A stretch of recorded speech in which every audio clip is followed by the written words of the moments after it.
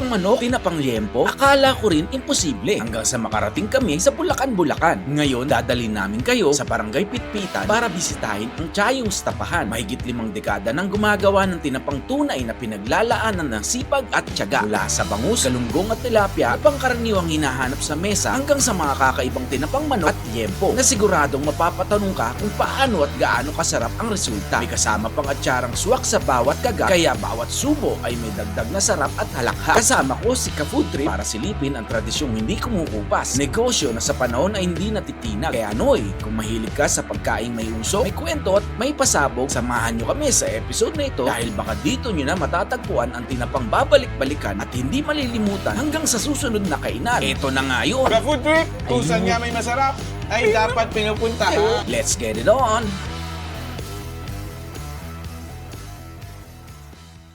Ako po si George Cruz na ito, negosyo at tapahan.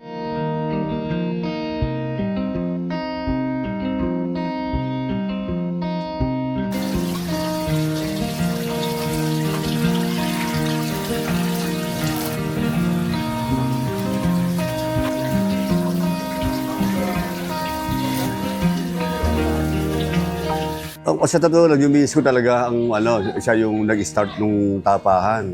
Minana niya to sa lola nung napangasawa na. Tapos nung mamatay yung asawa na, saka naging kami. Pero ibig sabihin, nung mapangasawa ko siya, tapahan niya na to. Talagang malakas na yung mga bangos, isda.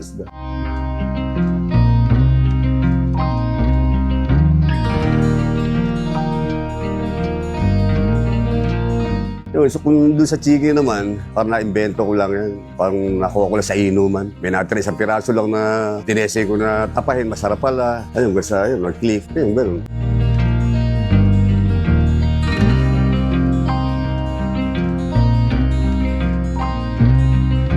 Yung proseso ng pagtatapa, siyempre, linisin mo. Pinakukulaan din siya. Maraming ingredients. Siguro sa tagal namin magtatapa, alam namin kung paano patakasarapin isang pagkain.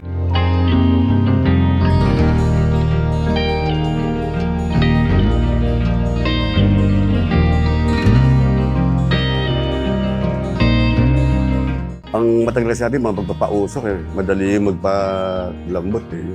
Magpapausok. Siguro may isang oras din pagka sa isda. Kaya na tumatagal siyempre sa dami. Yung manok, medyo matagal yun. Nakabot yun ng mga 2 o 2.5.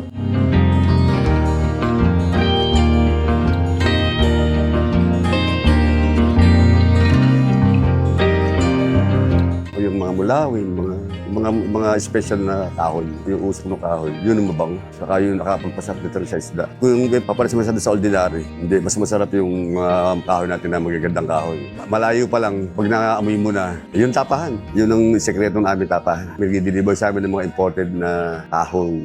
Mga pinagtabasan, mga kusot. Kaya nakatabi sa amin sa taas, puro kusot. Hindi bigas, kusot. Mas mahalaga sa amin ng kusot.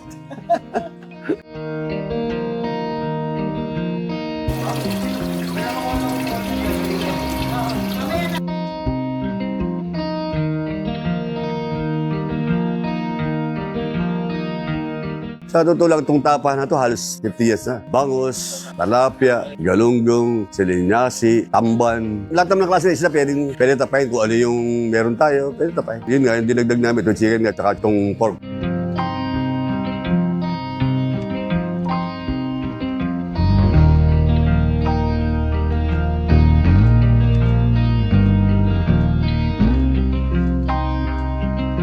Sinasabi siguro, talagang marami sila masasabi, masarap. Sa amin, kapag paninda lang, maabot siguro ng mga 30 to 40 kilos paninda namin. Tapos yung pag may order, mga naabot ng 150 or 200 kilos.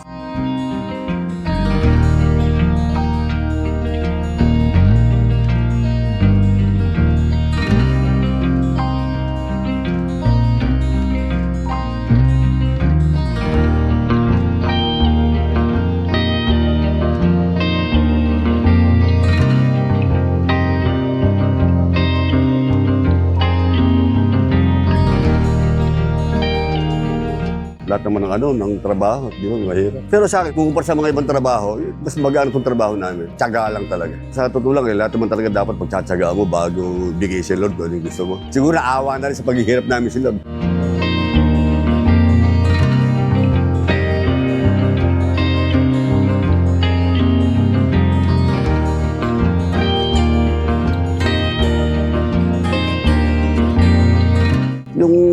mataas ang bilihin, talaga namang hindi nawawala sa atin yan. Pag tumaas siya, medyo, siyempre magtataas ka, kaya lang bahagya, huwag naman masyadong isagad yung taas ng tawa. Kasi ano mo naman, sa hirap ang buhay.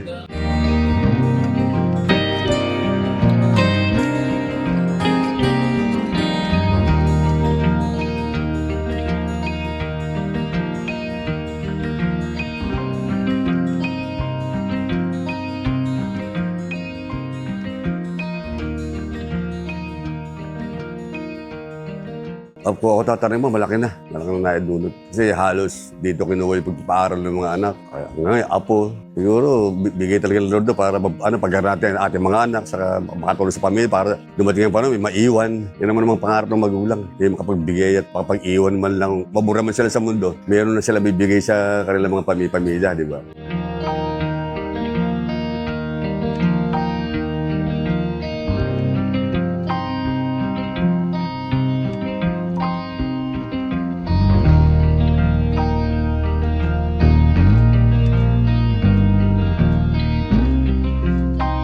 Ang presyo natin sa chicken, 400, as may kasama siyang tsara. Yung pork belly natin, 450, may kasama tsara din siya. As ang bangus natin, depende sa size. Mayroong 300, 200, gano'n. Tapos yung mga GG, 100. Meron din kami pang masa, 50. Kaya gusto nilang bumili sa amin. Nasa nasa Facebook. Tawag sila. May number naman kami sa Facebook. Para matikman din yung aming chicken tinapa, o yung aming mga tinapa. Tutala po kayo sa Sayong Tapahan, Pitpitan. Pasarala po kayo sa Bulacan.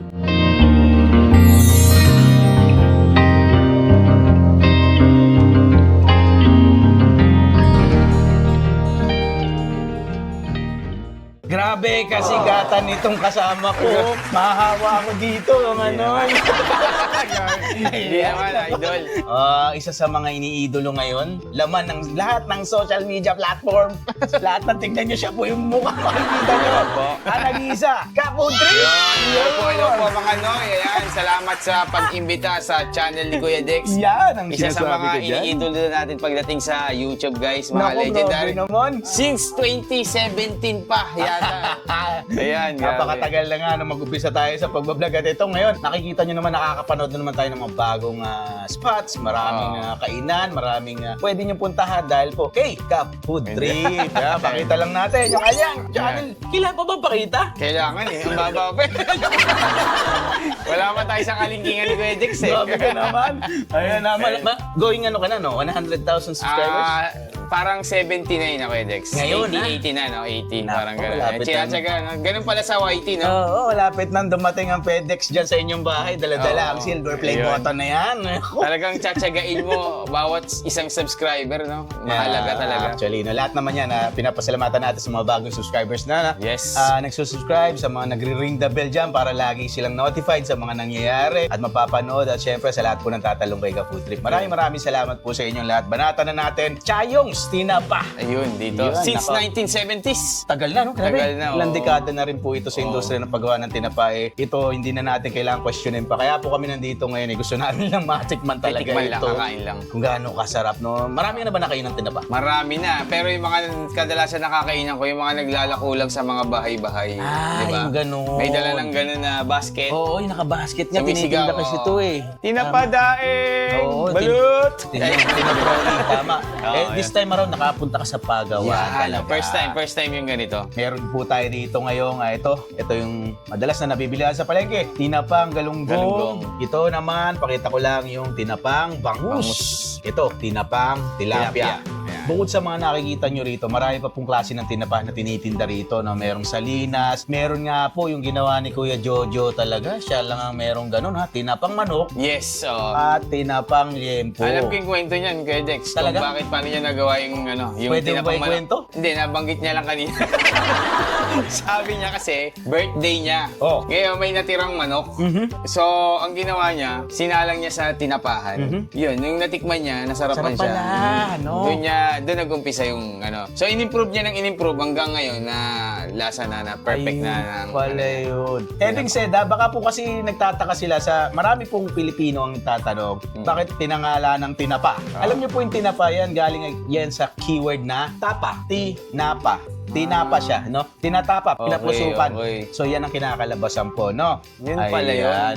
Yan talaga yan. Ibig sabihin pala, tapa lang talaga. Tapa lang yan. Tinapa. Tapos, ginawang tinapa. No, tinapa, hanggang sa napakasanayan natin, tinapa. Pero iba Tinapa. din kay Dex yung tapsilog na Iba pa tapa yun, doon, no? Iba naman yung tapang niluluto ng mga baka, di ba? Ganun, iba yun. Iba rin yan, iba rin So ito, yan. tinapa. Yun, Tinapa. ang tamang baggas niyan eh. Kaya nakasanayan natin, tinapa, no? Parang Oo. ganun. Pero ang tama talaga dyan, tinapa. So yan, Yan, tingnan natin. Banatan na natin itong natin pa rin. Siyempre, best combi po ng mga tinapa ay Atsara. itong atsara na may tinitinda rin sila dito ha. Ito suka, pwede nyo sa usawan. Tinda rin po nila Ate Mercy at nila Kuya Jojo ito dito sa Chayong, Sinapa. Makita ko na po yung address at sa contact number na pwede nyo tawagan just in case meron po kayong mga gustong tikman dito sa kanila. And if you drop by, no, ito yung kanila po. Nandito lang sila sa Bulacan, ha, sa mga pupunta po ng Bulacan dyan ng mga kaibigan natin. Banatan na natin to. Anong trip mong kainin dito? Favorite ko, Trip yan. bangus eh. Bangus, oh. Oo. Kuha. Ito yung hinawakan mo para mahawa ko ng views. Grabe. Sa'yo nga ako mo. Sa mga nanonood po sa kanya, pwedeng kayo sa akin. Ay. Ito yung sa akin. Oh. Alam niyo po ba, itong tinapang galunggong technically, hindi nyo naman na kailangan, nakasanayan lang po natin na piniprito pa sa bahay, no? Oo. Pero ito yung luto na. At yun nga, may napasukan. Ang sarap. Ano kasi ito kay Dex kumbaga lutong-luto na to, niluto sa tubig na kumukulo, tapos sa usok pa. Ganon. Ganun ka tindi yung ano dito, Grabe. process. Ang nasabi sa akin, habang niluluto po ito, tinanong ko doon sa kay kuya na nagluluto, ang gamit pala nila dito, yung kusot pala, may ano yun ha, yung kahoy. Meron pala siyang essence na nilalabas na nagpapalasa lalo dito sa tinapa. Yun pala. Palo China daw ang ginagamit. So iba-iba palang ano yan, Iba-iba. kada kahoy may may blend ng lasa. Tama. Meron ako napuntahan ka food trip na isang kainan, mga nagluluto po ng mga, alam mo, itag, gano'n. Mga kiniing. Bagyo. Tama, ang ginagamit naman nilang kahoy, sansol. Kasi iba daw yung lasa, medyo naglalasa daw dun sa karne. Galing eh, sabi ko, Galing, ganun pala, pinapausukan din po kasi. So sa ano pa lang, sa gatong pa lang Meron sa na. nila, meron ng lasa. Ano na? Ay, by the way ito pong tinapang bangus ay boneless. Banal. Ano nga daw eh, pinapalaman daw sa tinapay ito eh. Pinapasoli ko nila. Yung ginamit ko po kanina. Sa iba to? Hindi, parang hindi lang baka sa kabilang bahay yun. Sarap po yung ulam nyo. Ano ba? Ibigyan na lang natin. Ay, Boss, bigyan kita ng trivia. Oo. Ano yan? Boneless yan. Boneless. Tsaka pinapausukan yan. Nasabi nyo na ba kanina? Sa'yo kumakain. Nasabi Tikman ko po ah. Saan mo ba naging kapit-bahay ito? Kaya nga parang wala. Boss, may pasawasaw na rin ako ah. Di ba kapit bahay kita sa ano sa Cavite? Ba't napunta ka sa Bulacan? Hindi, tinasunod ko kay mama para Napakalain na nilagyan naman ng gamit. Galing pa Bulacan. ano na marami. Ayun, sige. Grabe magsukulito, no? Galing Gumagastos na pamasahe.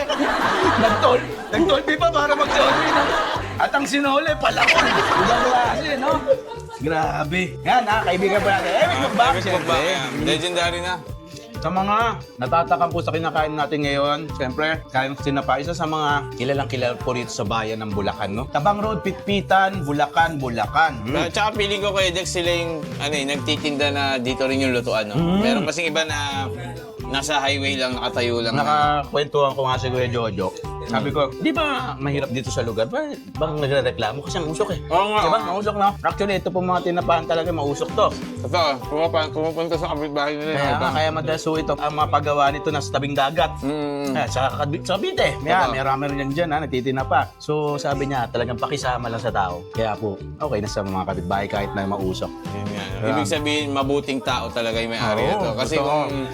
kung hindi siya mabuting tao, baka nireklamo na, di ba? Reklamo ka kasi mausok eh. Tapos yan po isa pong maganda rito, grabe yung benta nila, ang lakas nito. Ako.